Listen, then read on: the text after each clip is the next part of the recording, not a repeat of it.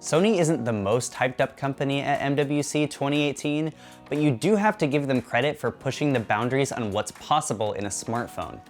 We already did a hands-on with the new Sony XZ2, but we wanted to give you a rundown of the coolest new features of the device, so let's get started. First up, we've got ultra slow motion 960 FPS video at 1080p resolution. We first saw this frame rate in last year's XZ1, but it only recorded 720p resolution, so this is a huge step up in video fidelity. You did need a huge amount of light to get a good quality image, and you probably still do, but this would be great for video producers who are trying to shoot some experimental video without the need for a super expensive camera rig. Next, we've got the newly redesigned vibration motor.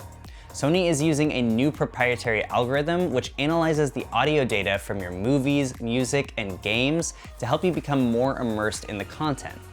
Sony says this idea is taken in part from the DualShock controllers on the PlayStation 4, but I would characterize it more similarly to the HD rumble capabilities of the Nintendo Switch. You can adjust this motor with an additional slider in the system, so you won't have to hear your YouTube videos rumbling if you're watching them on the table.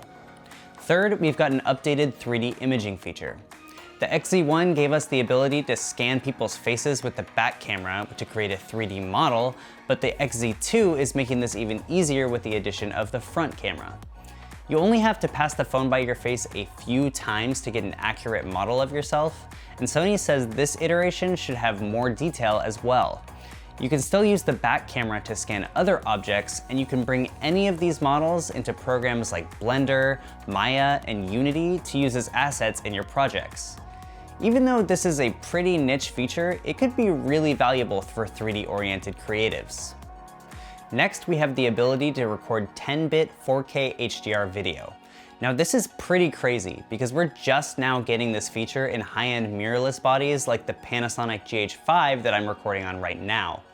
You can play back this content on the phone and on other HDR-capable screens, and the phone can even convert regular content into faux HDR content using a special upscaling algorithm.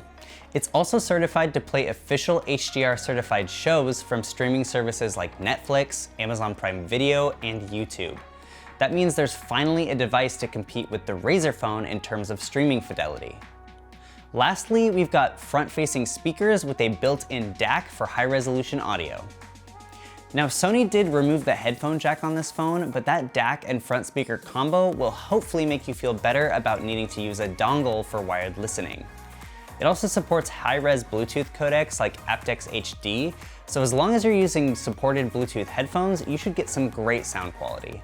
There are a few other new features in the XZ2 and XZ2 Compact, but we'll be addressing those in the full review when we've got some more time with the device. Until then, make sure you check out the rest of our MWC coverage and stay tuned to our social channels for more content like this. Because of course, we are your source for all things Android.